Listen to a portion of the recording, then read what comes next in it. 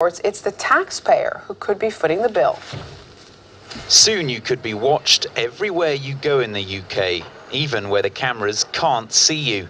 All your emails, texts and phone calls will be monitored under a new anti-terror spy plan. The government will know which websites you visit. It'll even snoop on your private Facebook messages. No matter who you are, all your personal data will be stored for a year in a massive surveillance operation privacy campaigners condemn. This is the first step towards the government taking control of the internet. You know, the only place in the world that's got that kind of regulation is China. And I'm sorry, but Britain is not China. All right, well, in Illinois, can you imagine using your cell phone to record the police? Could send you to prison, that alone. This biker in hot water for posting himself getting pulled over for speeding on YouTube. Now, a state law makes it a felony to record audio of the police. This is just one example from Maryland. Mike Tobin is joining us live in Chicago, but they don't have the law in Maryland. That just was an example. How about in Chicago, Mike? They do have the law in Chicago, and there are a lot of issues with it. Start with the fact that just about everyone has a smartphone with some kind of recording device in it. Now look forward to May, when Chicago is going to be hosting the NATO summit. That event is expected to bring throngs and throngs of protesters, most of them armed with some kind of recording device that will record both audio and video. And as the arrest starts happening, if police are required to arrest everyone who records them without consent, the whole thing could spin out of control. So many people have cell phones with cameras, and if they're out in a public place and they're observing a police officer in action and they take out their cell phone and happen to record that officer, that happens to be a Class 1 felony that carries with it a 15-year penalty.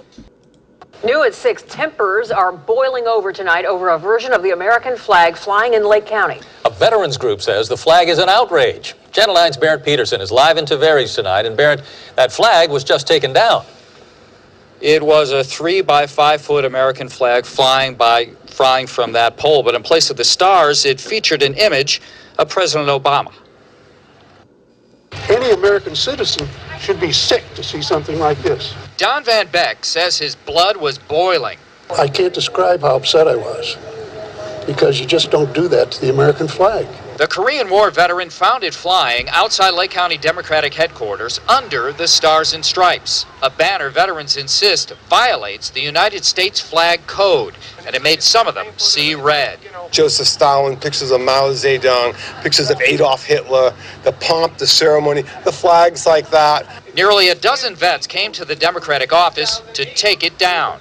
No, this is private property. Excuse me, understand that. No, this is private property. You're not allowed to touch anything. I'll call the police. That's fine. I wish you would.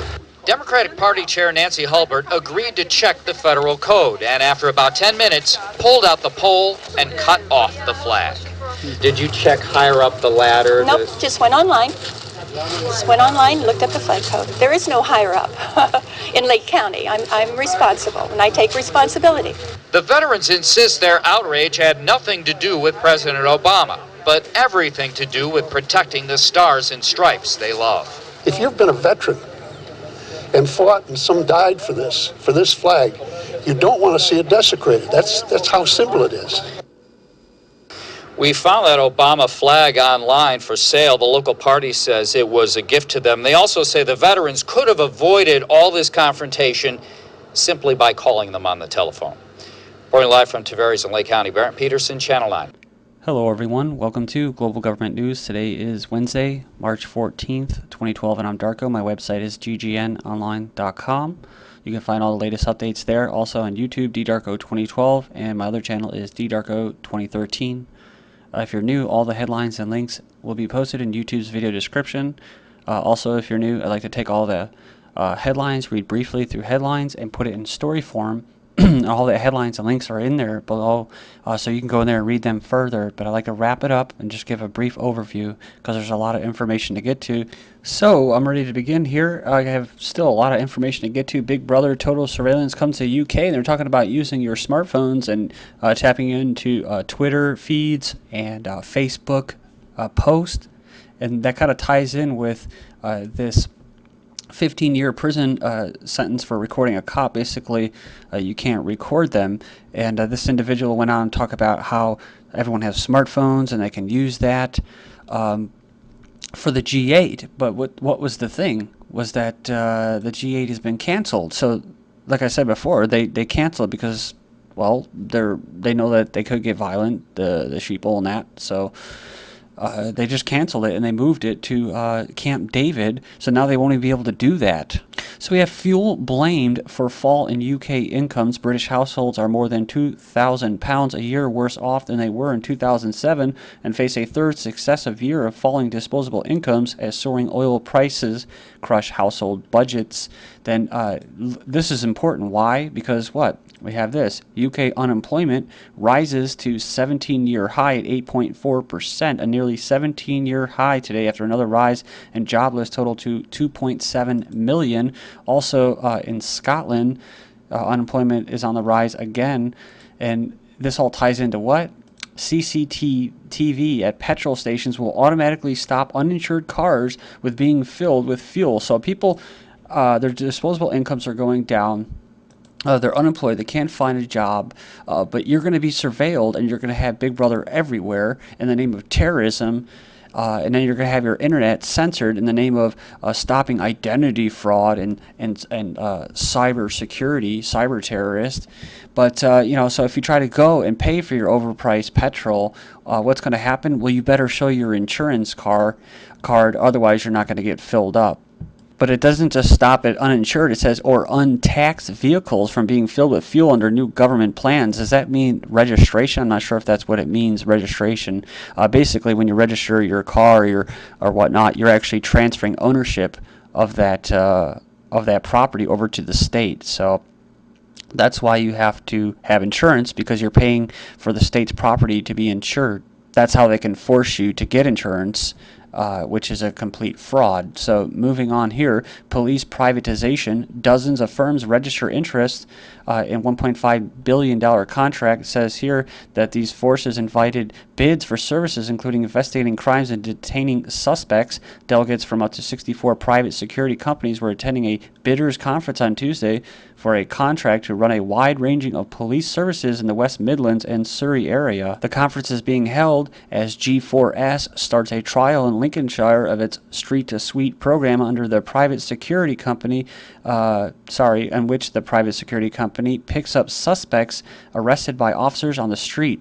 Remember before, it was about traffic wardens being deemed basically police powers to arrest. This is all for the possibly for the big false flag this summer for the Olympics. But it could just be that this is what we're looking at. This it's a global corporatist type system, and everything is privatization. So privatizing the police, privatizing the military. So just in Afghanistan, we're seeing what. The military being shown in a bad light, right? They're doing bad things, but at the same time, it's all about killing nationalism. It's about making your flag look like crap, right? And then what? And then you're going to have private contractors in Afghanistan, and they're going to say, oh, see, we pulled out of Afghanistan like in Iraq, while they still have these private mercenaries there. Police in the UK are linked to blacklists of construction workers, says police or security services.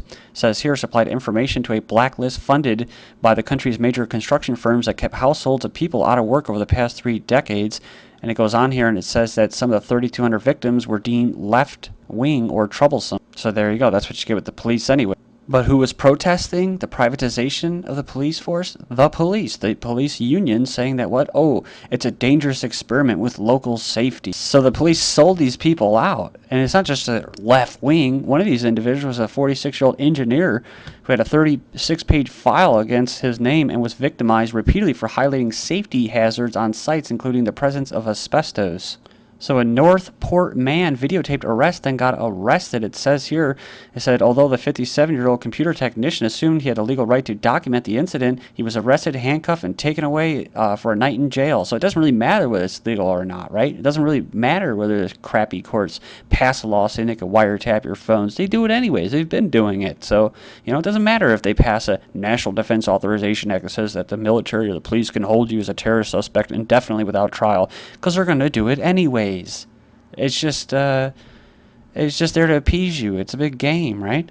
So the individual was charged with obstruction, but also with a rare crime of eavesdropping, a third-degree felony in Florida that carries a punishment of up to 5 years in prison. And remember this article, but it was reposted here. FBI urges coffee shops to report cash-paying customers to authorities. As part of the Communities Against Terrorism program, ordinary citizens need to be on the lookout for suspicious characters who follow patterns of behavior of a covert operative. Talking about what? Oh, terrorist traits.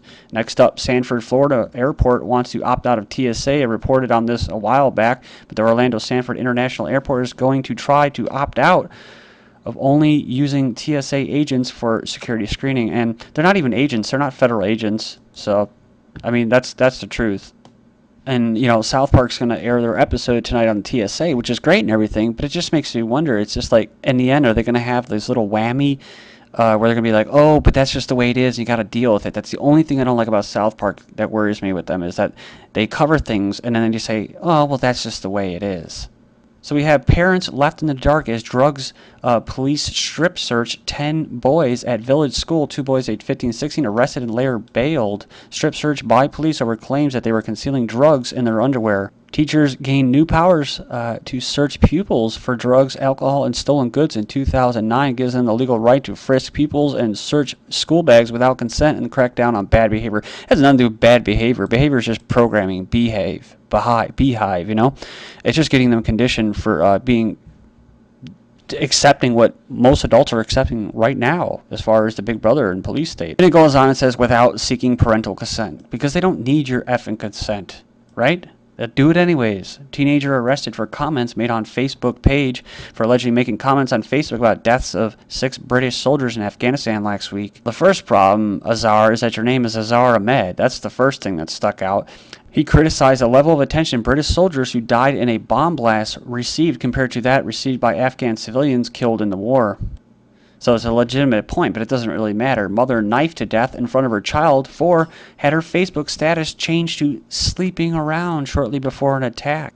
Her soldier boyfriend, 24, on leave from serving in Afghanistan, is being questioned over the killing. So Obama's approval plunges to 41% in a new poll. So we'll see if he still gets elected or shoved through office, because that's what the corporations want right now, is him, their man, their investment. Gun sales boom and expectation of Obama re-election. I think it has more to do with that. Basically, the economic collapse, possibly, or the crap hitting the fan whenever they decide to pull the plug. Gun sales boom as election looms. Look at this. Gun show highlights spike in gun sales. People getting concealed carry permits in Iowa is basically going up 170% from the year before after they allowed it. Next up, Smith & Wesson's strong outlook triggers rise in shares. So come check this article out. I'm going to keep moving for time's sake. A perimeter approach to security and the transformation of the U.S.-Canada border, says when finished would bring about the complete transformation of the northern border and another step closer to the creation of a fully integrated North American security perimeter. And it goes on and talks about forums have been held over what? Over counterterrorism and smuggling and different types of memorandums that have been passed for smuggling and trafficking. Well, it's about merging United States, Canada, and Mexico, creating North American Union, then merging that with the South American Union, and of course merging that into the European Union, the Asian Union, the African Union, into one big union. So if you think I'm a joke and you think this is a conspiracy, just go to the Council on Foreign Relations website, which Angela Jolie is a part of, and Hillary Clinton, building a North American community. See, they call it a community instead of a union. I call it a corporation. Northcom prioritizes homeland defense, talking about Northcom including expanding partnerships, advancing and sustaining the U.S.-Canada partnership of NORAD. So who are these councils making up your fate, your future? Well, the Canadian International Council. It's nonpartisan. Takes care of Canada's role for international affairs. Then we have what? Ooh, the Center for International Governance and Innovation. Oh, a